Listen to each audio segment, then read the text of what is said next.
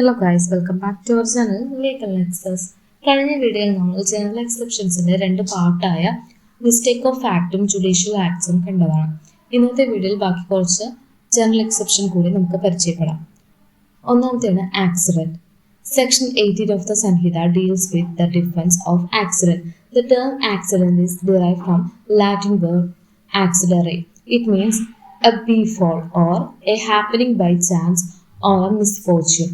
Accident is an event that occurs against one's expectations. It is an event which occurs all of a sudden and no man of ordinary prudence could anticipate it. A man is not criminally responsible for unintended and unknown consequences of his lawful acts performed in a lawful manner by a lawful means with proper care and caution. Section 18 of the സംഹിതയാണ് ആക്സിഡന്റിനെ കുറിച്ച് പറയുന്നത്. Accident എന്നതുകൊണ്ട് ഉദ്ദേശിക്കുന്നത് ഒരു വ്യക്തിയെ കൊണ്ട് predict ചെയ്യാൻ പറ്റാത്ത, ആൻറ്റിസിപ്പേറ്റ് ചെയ്യാത്ത ഏതെങ്കിലും ഒരു ആക്റ്റിൽ സംഭവിക്കുന്ന കോൺസിക്വൻസസിനെയാണ് പറയുന്നത്. ഈ എക്സെപ്ഷൻ കിട്ടണമെങ്കിൽ അത് ആ ഒരു ആക്ട് ലോഫുൾ ആക്ട് ആയിരിക്കണം, performed in a lawful manor.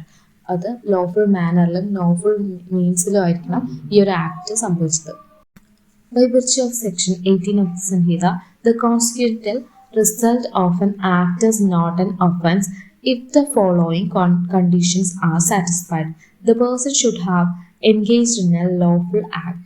He should have done in a lawful manner by lawful means and with proper care and caution. He should not have any criminal intention or knowledge. The result of his act should be accident or misfortune. അപ്പോൾ section 18 പ്രകാരമുള്ള ഈ ഒരു exception കിട്ടണമെങ്കിൽ കുറച്ച് മെയിനായിട്ടുള്ള essentials ആണ് നമ്മളിപ്പോൾ കണ്ടത്. ഒന്നാമത്തെ ഒരു ലോഫുൾ ആക്ട് ആയിരിക്കണം. അതുപോലെ തന്നെ ഈ ആക്ട് കമ്മിറ്റ് ചെയ്യുമ്പോൾ ഒരു ലോഫുൾ മീൻസിൽ പ്രോപ്പർ കെയർ ആൻഡ് കോഷനോട് കൂടിയായിരിക്കണം ഈ ആക്ട് കമ്മിറ്റ് ചെയ്തിട്ടുള്ളത്. അതുപോലെ തന്നെ ഒരു ക്രിമിനൽ ഇൻറ്റൻഷനോ അല്ലെങ്കിൽ നോളേജോ ഉണ്ടാവാൻ പാടില്ല. അതുപോലെ തന്നെ ഇതൊരു ആക്സിഡൻ്റ് ആയിരിക്കണം, പ്രോപ്പർലി ഒരു മിസ്ഫോർച്യൂനോ അല്ലെങ്കിൽ ആക്സിഡൻറ്റോ ആയിരിക്കണം. ഇതിനൊരു പ്രോപ്പർ എക്സാമ്പിൾ ആയിട്ടൊരു കേസിൽ നോക്കുകയാണെങ്കിൽ Tunda versus state. A and B were friends. They were agreed for a wrestling. During the wrestling, B received injuries in his head while he was thrown down by A. As a result of the injuries, B dies. The court held that the injuries were accidental and not intentional, and A was not liable for any offense. His act fell within Section 18 of the Code, now under Section 18 of the Sanhita. മറ്റൊരു case നോക്കുകയാണെങ്കിൽ Jageshwar versus emperor. A was beating B with his fist. B's wife interfered, taking her baby in her shoulder. A gave a blow to the woman and that struck the child on his head. The child died 2 days after this incident due to the effect of blow. The court held that A was not protected under Section 18 because he was not doing lawful act in a lawful manner by lawful means. Necessity. Section 19 of the Sanhita deals with the defense of compulsion by necessity. Section 19 permits the infliction of lesser evil in order to prevent greater evil. By virtue of Section 90 of Sanhita, a harmful act is not an offense if it was done under the following circumstances. The act should have been done in good faith. The harmful act must be done for the purpose of preventing or avoiding other harm to person or property. Section 19 of the Sanhitയാണ് necessity ആയിട്ട് ബന്ധപ്പെട്ടുള്ളത്. ഇതുകൊണ്ട് ഉദ്ദേശിക്കുന്നത് ഒരു greater ഈവിളിനെ തടയാൻ വേണ്ടിയിട്ട് ഒരു lesser evil act commit ചെയ്യുന്നതിനാണ് necessity എന്നതുകൊണ്ട് ഉദ്ദേശിക്കുന്നത്. നെസസിറ്റിക്ക് മെയിനായിട്ട് 2 എസെൻഷ്യൽസ് ആണുള്ളത്. ഒന്ന്, ഈ ആക്ട് ചെയ്ത ഒരു ഗുഡ് ഫെയ്ത്തോടു കൂടി ആയിരിക്കണം. രണ്ടാമത്തെ പറയുന്നത് ഏതെങ്കിലും ഒരു ഹാംഫുൾ ആക്ട് പ്രിവെൻറ്റ് ചെയ്യാനായിട്ട് ഒരു ഗുഡ് ഫെയ്ത്തോടു കൂടിയാണ് ഈ ഒരു സംഭവം ചെയ്തിട്ടുണ്ടാവേണ്ടത്. The person who has done the harmful act should not have criminal intention to cause harm. If all the above conditions are satisfied, the person who has done the harmful act is not liable for his harmful act, even though he had done it with knowledge that his act would result in harm. മൂന്നാമത്തെ ഒരു essential ആണ് ആ person ഒരിക്കലും ഒരു criminal intention ഉണ്ടാകാൻ പാടില്ല. ഈ മൂന്ന് എസെൻഷ്യൽസും ഉണ്ടെങ്കിൽ മാത്രമേ ഒരു വ്യക്തിക്ക് നെസസിറ്റി എന്ന ഈ എക്സെപ്ഷൻ ഉപയോഗിക്കാൻ പറ്റുള്ളൂ. Infancy. Section 20 and 21 of the Bharatiya Nyaya Sanhita deals with the defense of infancy. A child is not criminally liable for his act if he is below 7 years of age. If he is above 7 years and below 12 years, the ability depends upon his mental maturity. If he has attained sufficient mental maturity to judge what is right or wrong, he is liable. If he has not attained the sufficient mental maturity to judge what is right or wrong, he is not liable. In this case of a child above 12 years, he is criminally liable. By Section 20 of the Sanhita, an act done by a child under 7 years of age is not an offense. It is a presumption that a person of such age is absolutely incapable of distinguish between right and wrong. He is absolute doli incapax. If a child is accused of an offense under the code, proof of the fact that he was at that time below 7 years of age is ipso facto an answer to the prosecution. Thus there is an irrebuttable presumption of law that a child below 7 years of age is not capable of committing a crime. Section 82 confers absolute immunity to a child below 7 years from being punished for his wrongful act. Fifth essential ആയിട്ടുള്ള ഒരു exception ആണ് infancy. Section 20നും 21 of the ഭാരതീയ ന്യായ സംഹിതയാണ് ഇതുമായിട്ട് ബന്ധപ്പെട്ടുള്ളത്. Infancy എന്നതുകൊണ്ട് ഉദ്ദേശിക്കുന്നത് 7 ഇയേഴ്സിന് below ഏജിലുള്ള ഒരു കുട്ടി commit ചെയ്യുന്ന ഏതൊരു ക്രൈം ഒരു ആക്ടിന് മെയിൻലി ആ കുട്ടി പണിഷബിൾ ആയിരിക്കില്ല. 7 ഇയേഴ്സിനും 12 ഇയേഴ്സിനും ഇടയിലുള്ള ഒരു കുട്ടിയാണ് ഇങ്ങനെ എന്തെങ്കിലും ആക്ട് കമ്മിറ്റ് ചെയ്തതെങ്കിൽ ആ കുട്ടിയുടെ മെന്റൽ മെച്യൂരിറ്റി കണക്കിലാക്കിക്കൊണ്ട് ആ കുട്ടീനെ ലയബിൾ ആക്കണോ അല്ലയോ എന്ന് തീരുമാനിക്കുന്നു.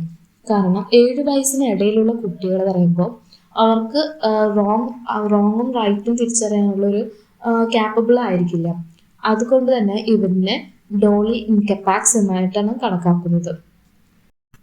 By Section 21 of the Sanhita, an act done by a child above 7 years of age and under 12 years is not an offense if he has not attained sufficient mental maturity to judge the natural and consequences of the conduct on that occasion.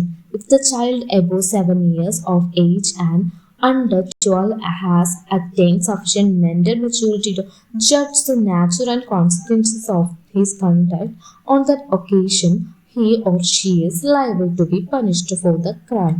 Section 21 of the Sanhita confer only a limited immunity to a child above 7 years of age and under 12 from being punishable for his wrongful act.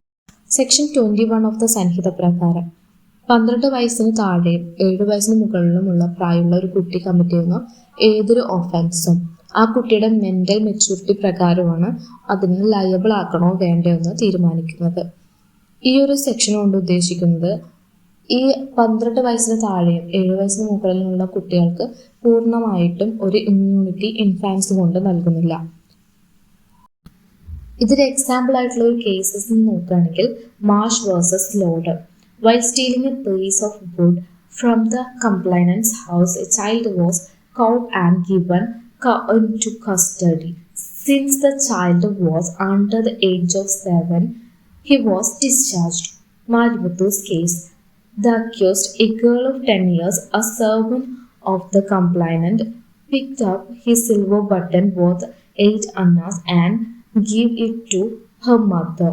She was convicted and sentenced to a month's imprisonment, but the High Court squashed the conviction and held that there was no finding by the magistrate that the accused has attained sufficient maturity of understanding to judge the nature of her act. Mental illness, unsoundness of mind, or insanity. Section 22 of the Bharatiya Nyaya Sanhita deals with the law relating to insanity as a defense. By Section 22 of the Sanhita, an act done by a person is not an offense if the following conditions are satisfied. At the time when he has done the act, he should be of unsound mind due to the unsoundness of mind. Mental illness, unsoundness of mind or insanity. Section 22 of the Bharatiya Nyaya Sanhitയാണ് mental illness അഥവാ unsoundness of മൈൻഡിന് ബന്ധപ്പെട്ടിട്ട് പറയുന്നത്. Section 22 പ്രകാരം ഒരു വ്യക്തി commit ചെയ്യുന്ന ഒരു offence ഈ മെന്റൽ ഇൽനെസ് ഓർ അൺസൗണ്ട്നെസ് ഓഫ് മൈൻഡിന്റെ അണ്ടറിൽ വരുന്ന സാഹചര്യങ്ങൾ ഏതൊക്കെയെന്ന് വെച്ചാൽ ഈ ഒരു ആക്ട് കമ്മിറ്റ് ചെയ്യുന്ന സമയത്ത് അദ്ദേഹം ഒരു അൺസൗണ്ട്നെസ് of മൈൻഡിലായിരിക്കണം. He should be incapable of knowing the nature of his act, or he should be incapable of knowing that what he is doing is wrong, or he should be incapable of knowing that what he is doing is contrary to law. Unsoundness of mind is a very good defense to criminal responsibility. The basis of this defense is that a person unsound mind does not know the nature of the act he is doing or what is either wrong or contrary to law. ഏഴാമത്തെ exception ആണ് drunkenness. Section 23 and 24 of the Bharatiya Nyaya Sanhita deals with the defense of drunkenness. By section 85 of the code, an act done by a person is not an offense if the following conditions are satisfied. At the time when he has done the act, he should be under influence of intoxication. By the reason of intoxication, he should be incapable of knowing the nature of the act, or he should be incapable of knowing that what he is doing either wrong or contrary to law. The thing which intoxicated him should be administered to him without his knowledge or against his will. Section 23 and 24 of the Bharatiya Nyaya Sanhitയാണ് ഡ്രങ്ക്നെസ് എന്ന എക്സെപ്ഷനുമായിട്ട് ബന്ധപ്പെട്ടിട്ടുള്ളത്. ഈ ഡ്രങ്ക്നെസ് എന്നതുകൊണ്ട് ഉദ്ദേശിക്കുന്നത് ഒരു വ്യക്തി ഒരു act ചെയ്യുന്ന സമയത്ത് intoxicated ആകുന്ന സാഹചര്യമാണ് ഇതിൽ പറയുന്നത്. ഈ ഇൻടോക്സിക്കേഷൻ എന്ന് പറയുന്നത് ഉദ്ദേശിക്കുന്നത് അദ്ദേഹത്തിന് ഇൻകാപ്പബിൾ ഓഫ് നോയിങ്, അദ്ദേഹം ചെയ്യുന്നത് ഒരു റോങ് ആണ് അല്ലെങ്കിൽ കോൺട്രറി ടു ലോ ആണെന്ന് തിരിച്ചറിയാൻ സാധിക്കാത്ത സാഹചര്യത്തിലാണ് ഇൻടോക്സിക്കേഷൻ എന്നതുകൊണ്ട് ഉദ്ദേശിക്കുന്നത്. ഇതിനൊരു ഇമ്പോർട്ടൻറ്റ് കേസിലാണ് Basdev versus state of PEPSU. Depland was a retired military jamadar. He was charged with murder of a young boy aged 15 years, both of them attending a wedding, and went to the house of bride to take the lunch. The appellant, along with other members of the wedding party, used a lot of liquor and he became very drunk and intoxicated. After this, he came to the boy and wanted him to vacate the seat which the appellant had earlier occupied, but the boy refused to move. Then the appellant whipped out a pistol and shot the boy in the